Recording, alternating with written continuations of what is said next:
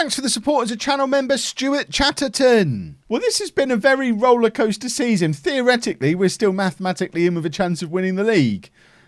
It seems unlikely. Final 2 games of the season, anything can happen.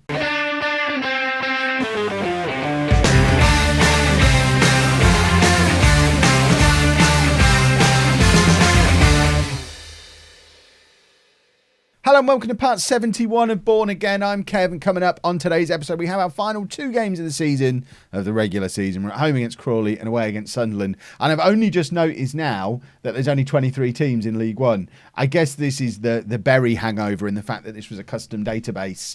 So it was probably not possible to make it switch back to 24 at the end of that first season. But it's taken... all the way along, I've been thinking there's more games left than there are, because... I was thinking, 42 games, we've got 4 games left, sorted. And then I had a look at my schedule, realised there's only 2 games left. Form has, it's a complicated thing. We've played 4 games since the last episode, won 3 of them, lost the 4th, and it was a stupid way to lose a game as well. As you can see, Pavlov playing well again. He can only play well off camera, apparently, so that doesn't bode well for today. But this is what the league looks like. So we are just 3 points off the top, 2 points behind Sheffield Wednesday in second, with 2 teams going up automatically. But they both have a game in hand on us. We all play today. So we're playing against Crawley, who are down in... Can't even see them. Where are Crawley? Crawley are down in 23rd place and pretty much already relegated. Bristol Rovers are playing against Rotherham, who are there, 12th place. And Sheffield Wednesday are at home against Salford, and Salford are down in 15th. Presumably, the 2 of them then... What is going on? So there's then a full... How have we got to the point where we've played more games than everybody? So we actually wrap up our fixtures next weekend, but then there's a whole round of matches that we're not a part of on the last day. That's absolutely insane. So we're going to end our last game, which is away against Sunderland, who are right behind us. We could win both of these matches, finish our last match top of the league, and then still not go up automatically because there's a full round of matches left.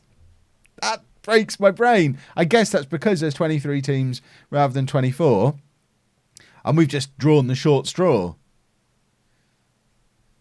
I guess it means we'll be rested up for the playoffs. Let's go and play the first one of these games. We're at home against Crawley. This is the team for that game. We've got Hardy in goal, a back four of Mark Sheffield, O'Driscoll, Kitching and Ralston, Dean and Clark in midfield, Quirrell, Palmer and O'Brien behind Pavlov up front. Pavlov got a lot of stick in the comments again yesterday, but I'd like to point out he's now almost what we were expecting.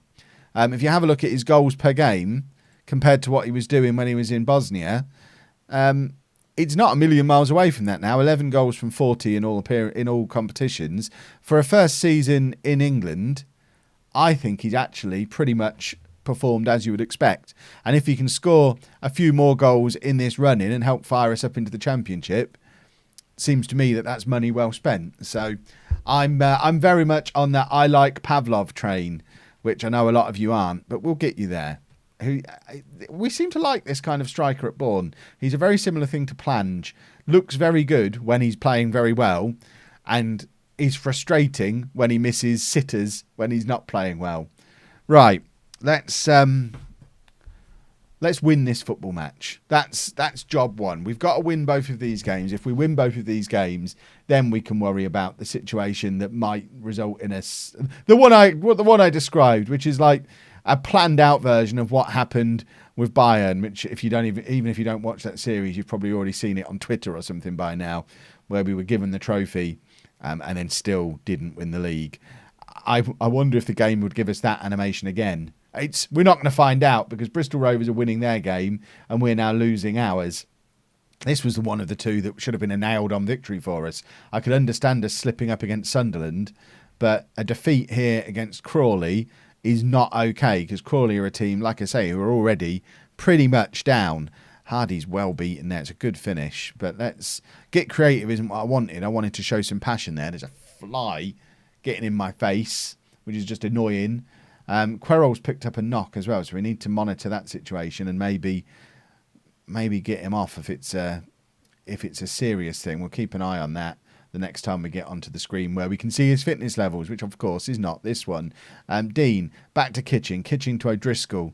O'Driscoll looking up, trying to find an option. He goes through Dean, Querol, Clark. This is a nice little move. We're keeping the ball, gradually moving up the pitch. O'Brien plays Ralston in. He's got loads of space. What a goal! Anthony Ralston with a stunning finish at the end of what was a very, very good move. Almost the entire team touched the ball here, apart from Pavlov, who's just stood there watching. I still think he's great. But it's a lovely pass from O'Brien, and an even better first-time finish from Ralston. What a goal. I asked them to get creative. That was pretty creative. Querol looks like he's fine. It's a groin injury, but he's still above 80% condition. We'll monitor it. We've got Scargill to come on if need be, but for now, I think it's worth keeping Querol on just for the quality that he offers and the free kick he could hit or the little through ball he could play. He's a difference maker. Sheffield Wednesday are ahead in their game as well now.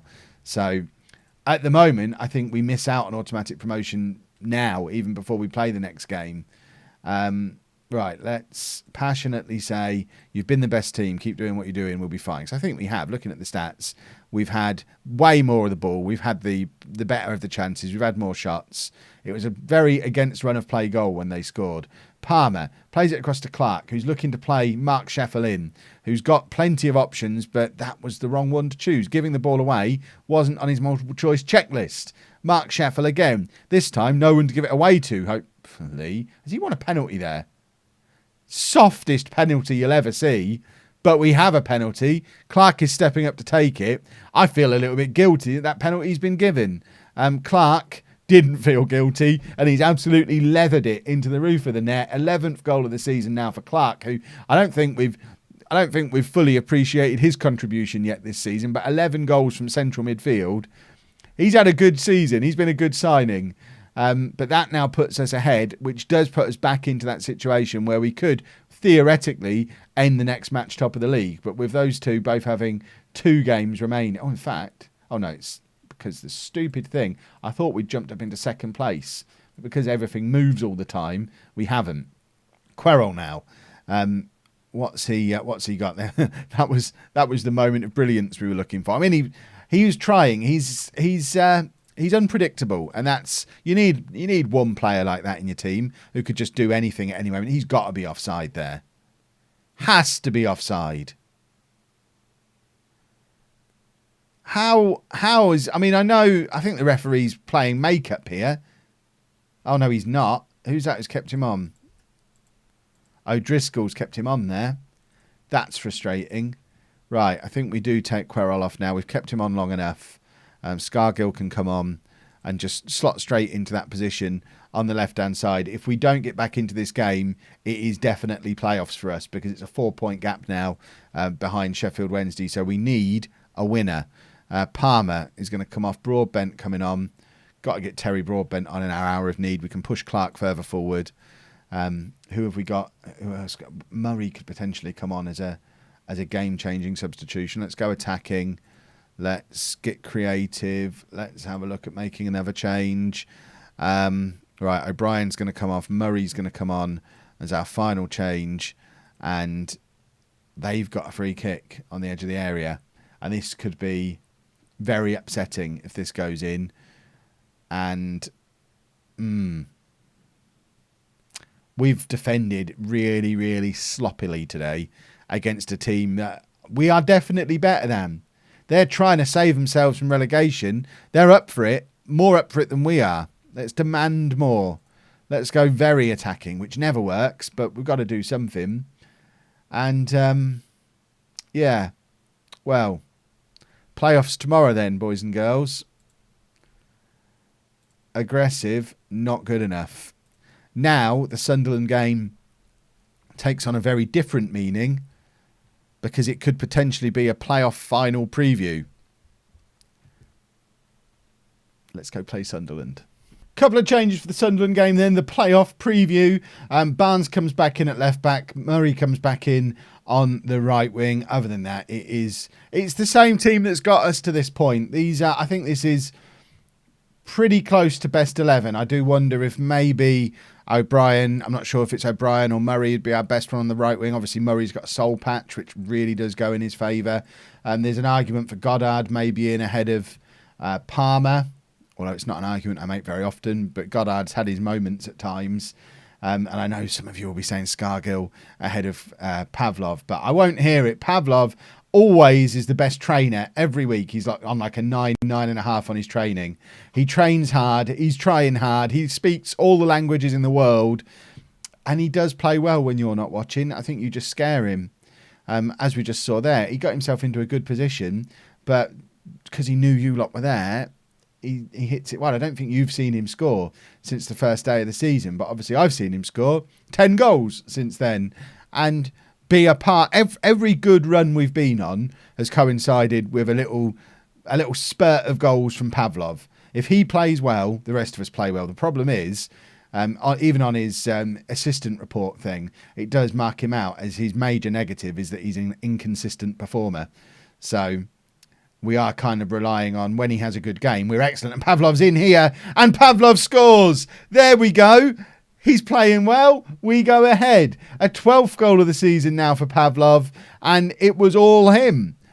Playing as the pressing forward. He presses his defender. We've already seen him do it once today. They've just dawdled with the ball for too long. Pavlov takes it off them. And this time applies the finish. Lovely goal from Pavlov. 12th goal of the season now for him. I'll convert you all to Pavlov fans. He's in for next season as well. He signed a 2-year contract when he arrived. Unless we get a big offer for him in the summer, Pavlov is going to be here and he will become a hero. It'll be it's the true underdog story because you all think he's rubbish. But I promise you he's not. I know he's good. We just saw that he's good. If anything, he's had more match-winning moments than Querol, who's probably had 3 really good games all season long, but you've seen them, so you think he's better than Pavlov. I don't get it. Well, I do get it because that's what you're seeing.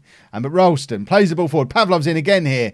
Pavlov one-on-one with the keeper, and this time hits it straight at him, and that's obviously the downside of him.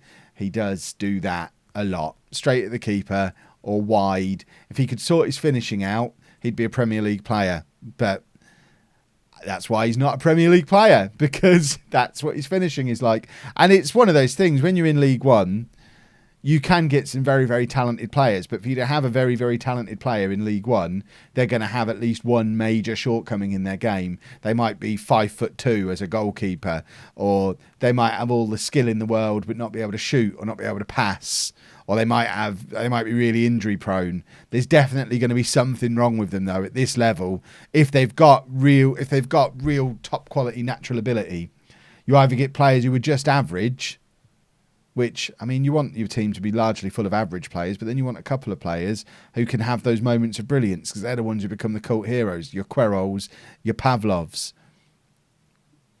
You just have to take the rough with the smooth until you get to the level where you can afford 100% smooth, like pulp-free juice. O'Driscoll, I thought he was looking up to play the ball forward there. He didn't. Dean back to Kitching. Interestingly, I was looking at the club dynamics. Dean and Barnes are both team leaders. They've been here on loan 2 years now. I don't think I've ever had loan players become team leaders before, but I think they're both players who they've been so instrumental in the last couple of years, which have been very successful years. We won the league, and now it looks like we're going to be finishing third in League One with a very good chance in the playoffs. I mean, we would have finished top of the playoff teams if things end as they are now, and we're away from home against one of our main playoff rivals, and we're beating them with 73 minutes gone. So we've got a good chance in these playoffs. And Barnes and Dean have been involved in all of it. And there's Scargill with a lovely finish. A 17th goal of the season for him. I know you're going to use that as justification for why he should be starting up front, but I might go through the statistics at some point. I reckon at least 10 or 12 of his goals have come from the left wing, playing as an inside forward. He's very dangerous from there. You play him up front, and it's just like Pavlov with a different hat on. When he gets himself through on goal, he misses everything. It's a very weird thing. Right, we don't have anyone to bring on for Palmer today, which is a little bit of an oversight. Barnes, though, is on a yellow card, and tiring and the weak link in the defence rating wise. So Mark Sheffield can come on for him. Sunderland are actually interested in Mark Sheffield. They've been linked with him in the media before this game as a potential summer move. And I think if we do bring Barnes back for a third year, the time has probably come to move Mark Sheffield on, who is a very good left back in his own right, but he's not quite as good as Barnes.